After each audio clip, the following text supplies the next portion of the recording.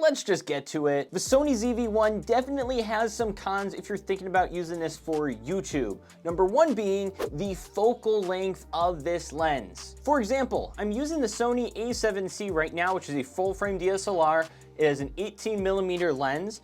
And if I click record here and hold up the Sony ZV1 to the exact same spot where this one's sitting, this is how zoomed in the Sony ZV1 is compared to my Sony A7C. It is very, very close to my face. And that's also because stabilization has to be on this device, which also puts a little bit of a crop. Otherwise, there's way too much shake if you're holding this.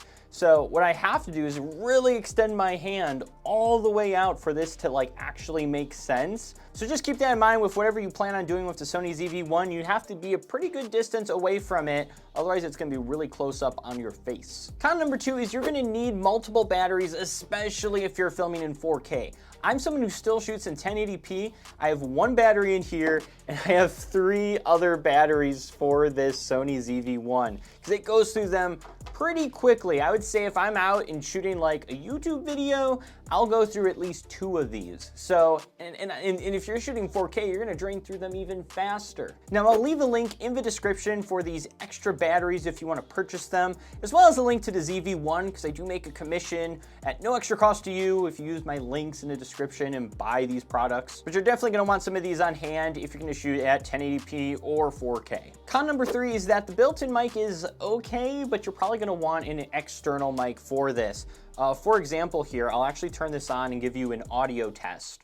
So this is the built-in microphone of the Sony ZV1. Test 1, 2, 3. How does this sound? Now this is an audio test of the Rode NTG microphone that's just kind of hovering above the camera. Test 1, 2, 3. And for a third example, this is the Rode Wireless Go 2. This is how this audio sounds if you were to hook it up to a Sony ZV1. Test 1, 2, 3. In my opinion, I would get an external mic. I'll actually leave a few options for a variety of price ranges down in the description, so that way you have a few things to choose from when it comes to microphones. And if you haven't figured it out yet, all these cons mean you're spending more money on this camera, not just the cost of the camera.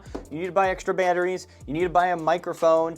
You know, you're gonna have to think about that when purchasing this. You're gonna have a few other expenses there. But let's talk about the pros with this camera. Number one, this is so compact. Like, I have my pocket here. This literally can slide into the front pocket of this shirt, or it could fit in my shorts pocket. Like, this is super compact. I could literally take this anywhere I want with me. Number two is the shallow depth of field on this camera is great. When you go walking around, you're vlogging or you're shooting a video and you can have that background blurred out because this is a f1.8 aperture, it's awesome. You look super professional, look super cool. I love it for that reason. This is also a super solid camera for live streaming. I've been able to plug this into my computer, which is a MacBook, download the Sony software, and have been able to use it for live streaming. And then I've also used this for product reviews, which with that product showcase feature where I'll just focus on the product, it is super useful for doing reviews like that. Because every other camera will try and focus on your face, whereas this will actually pay attention to you holding stuff up to the camera.